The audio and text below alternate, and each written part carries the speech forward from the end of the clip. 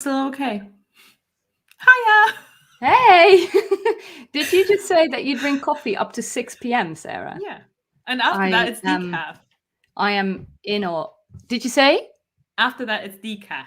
after 6 p.m. it's decaf? Yeah, that's the rule Wow. in this house. It's still okay if you turn on the kettle at 5:59 because Yeah, you have started the brewing process before the clock, 6. See, turns 6. but what kind of coffee do you have? I have like artisan home brew type of coffee, so 8 Hmm. quid per pack. Oh, wow. It's the I mean, problem I when mean, you're yeah, when I you're have. Sorry, sorry, go you on. go. It's the problem when you're an email geek and also a coffee geek. See, I have coffee beans, Hmm. but they're on percolator. But I have to stop myself after 2 coffees because I will just go, "Ooh," I and only no have one one. coffee a day, and the rest of them are all tea. So, That's probably for the best. living the high life. Yeah, probably, because I can tell that I've already, this one coffee was a little bit much. Woohoo! All right. Anyway, Well, I think quickly we move on I to think we should. to episode 4. Hmm. Um, Now, this is one that has been on my list for a long time, It really and has. it really has. This is the thing I bang on about with my clients, with people asking for advice. And so, episode 4 is called Small List, Big Bang. There is your little drum roll. Yes. Yep. I mean, in lieu of a theme tune for now, that was it. Please still continue to submit your ideas to us.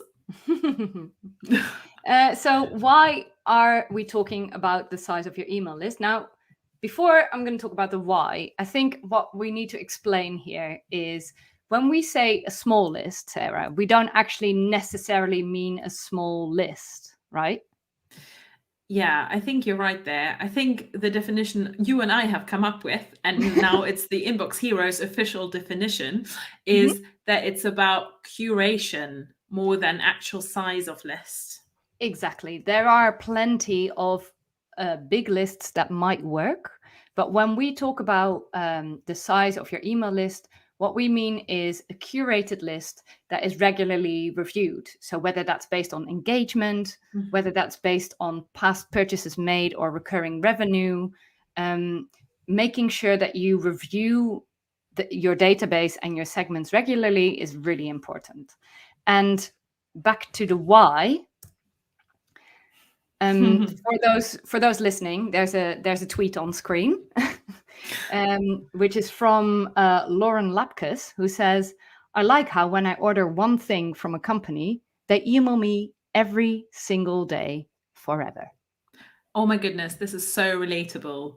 I can literally, in front of my mind right now, go through my different inboxes, and I know that there is at least 2 or 3 brands I've previously bought from that are now email me forever So much as well, right? and forever. I Yeah, mean, exactly that. And I think anyone watching or listening will recognize this. Either you've signed up for a newsletter or you've made a purchase that one time, and now you have these companies which spam your inbox. It is too much work to unsubscribe, or they make it very hard. I But I it's actually have one in mind. have you? Oh, We said earlier, oh, I don't know about a takedown, but I think one of these is wait, hold it. I think maybe this should be an impromptu takedown edition then. okay. Okay. I'll Ooh. hold it in my mind. Hold it, Okay. hold it. This is great. Stored Excellent. away. This is great. Please remember, Sarah, this is excellent. Um, so basically, what we're trying to say is when you are considering your email marketing, whether that's for yourself, for your company, what we want you to do is to talk to your people, right?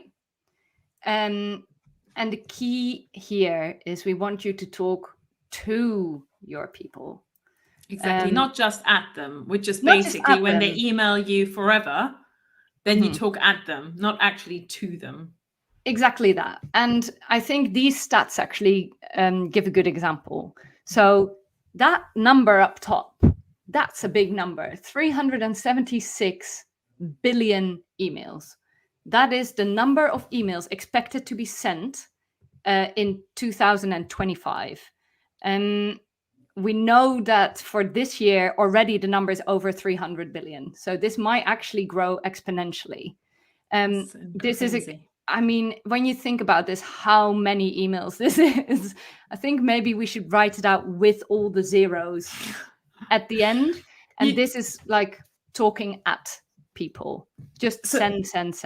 One of the things in my, when I did my diploma in digital marketing, one of the sort of things that stuck out for me was when one of the lecturers said that most emails that are sent are actually spam. Yep. I mean, that hits home, doesn't it? But then we've got another stat up here, and that's 760%.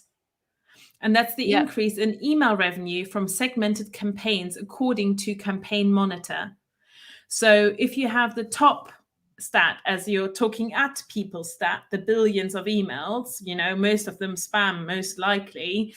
You have then this really clear talking to people stat. So if you need to justify segmentation, use that stat. I mean, we took it from Campaign Monitor. Use it in your everyday life when you're trying to explain to people why you spend time segmenting things. It's because it will make your list more valuable, because you're stopping to talking at people and you're starting to talk to them. Yeah, I think you mean the other way around, but yes. So we'll start talking to them rather than at them. Yeah, exactly. And actually have a conversation. But it's absolutely right. We'll share this in the show notes. And it's just such a strong example to show why you'd rather have a smaller but engaged list than an enormous one where people just unsubscribe. Absolutely. So shall we have a little look at some of the differences between the two types of lists? Yeah, let's. Cool. Well, I got it ready for you. Oh, amazing. So a small curated list is engaged. Yeah. Whereas a big and unwieldy list is impersonal. And so we can probably say it's also relatively unengaged. Yeah. What we see a lot is in big unwieldy lists. So those which are not checked, not purged, not done anything with except for grow. We just see a high unsubscribe rate, high spam rate, high bounce rate. Overall, you simply put, you actually get yourself into a higher chance of ending in people's spam box. Yeah.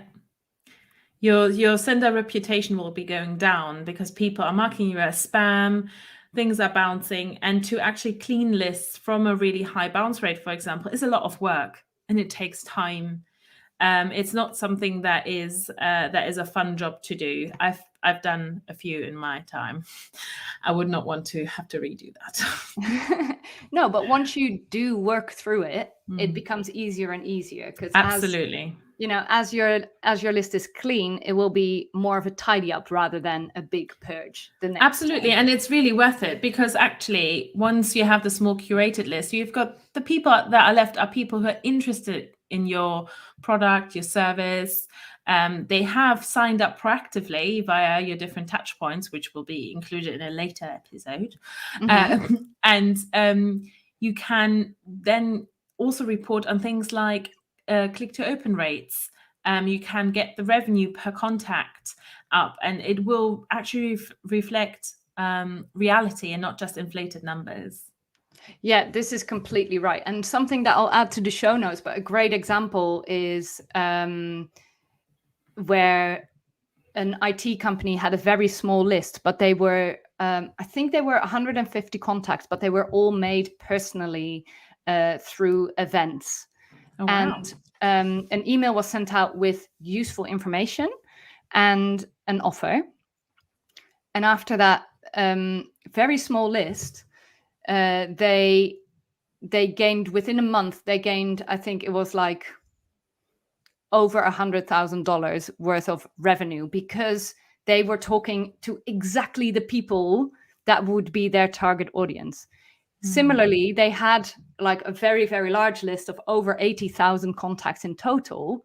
And from those lists, they hardly got any business at all. And this is a very key example, because even if you get slightly more revenue from a larger list, you also get email fatigue from that same list. These are the people that are like, Absolutely. oh, there's this company again that I don't want to receive emails from. And you've also just said, actually, your example tells us as well that it's really important that you monitor where your contacts come from. Mhm. So if you've got channels set up, that you can use those to segment, because you want to talk differently to people you've met at an event than to people who have signed up via your website. I couldn't agree more. It's a different type of subscriber, and we need to start being really smart about using channels, the first points of contacts, in order to talk to them differently, because they're at a different part in your funnel or flywheel or whatever your theory of sales is. Yep, they're at a different absolutely. stage. It's true. Yeah. So from here, then, shall we Mhm. bring on The takedowns. your impromptu takedown? My impromptu takedown. Okay, so my impromptu takedown is a company called FlexiSpot. They do sit-stand desks. So at the moment, you'll see me all the time sitting, but as soon as I've sort of moved in properly and have got my actual office set up, you'll see that I'll have a sit-stand desk. So sometimes I'm standing right now. Sometimes I sit. I'm sitting. Who would know? I have bought from them a sit-stand desk, which is not necessarily something you would repeatedly buy.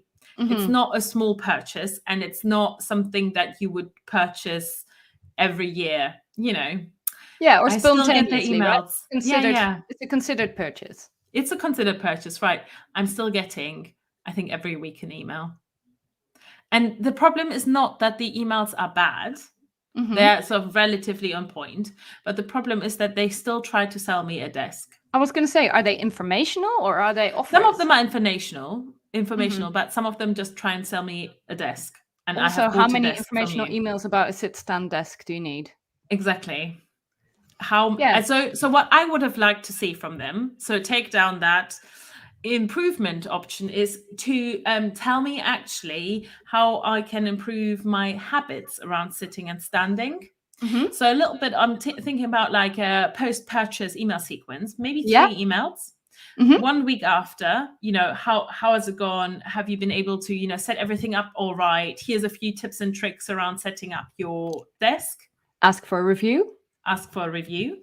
A month later, how's it going? Are you standing? What's the percentage of standing you're doing? Do you think? Nice point to put a little bit of a form in, get a little bit of market research going. And then Mhm. maybe 3 months down the line going, how have your habits changed? And here is an article to help you further, cement this more active work lifestyle, right? Because standing is better for us than sitting. We know sitting is the new smoking. They have said it for years, and don't our backs feel it? This is a such fantastic example, opportunity. Sarah. Thank you. That's a great example. It just came out of nowhere. I can't even claim that this was prepared. Well, this is genius at work, people. Don't know. But geekery at work. Let's swiftly move on before I embarrass Sarah too much. And we'll move on to the original takedown we planned. Yes. Which is more of an idea, isn't it? Mm-hmm. Taking comfort in big numbers, people. We need to stop it. And for those of you who are listening, let's describe the 2 pictures that we have here. Moret, come on. All right. So one is the change my mind meme, where the guy sits by the desk and says, list size is a vanity metric. Change my mind. And secondly, what we see is Angry Cat being not impressed. Are you even trying if you're taking comfort in big numbers? And by big numbers, we mean vanity metrics such as a list size or a open rate, because open rates don't tell you anything. They just say, oh, they accidentally opened it. They're not actually engagement metrics. If they opened it and skimmed it, that means nothing. What we want to know is, did they click through to the website? What kind of revenue have we generated? We want the engagement metrics that count. Exactly. And again, this is list size is a vanity metric. Again, we're talking about the unwieldy lists, the ones that are never checked. The ones that are just, sitting there growing. I mean, the lists we're talking about are the ones that were probably created pre-GDPR. Oh yeah, they might have not been really cleaned. Because once we have, we won't let you go. Yes, exactly. So yeah, these are the things we want to put in the bin. Stop it. Stop using vanity metrics to prop your ego. There we go. 2 takedowns, in fact. Yeah. This is, the listeners are lucky, really, aren't they? Oh, so lucky. Thank you for listening. Please don't leave us. We've got the next segment, though. We do. We've got a bit of quick fire. Go on.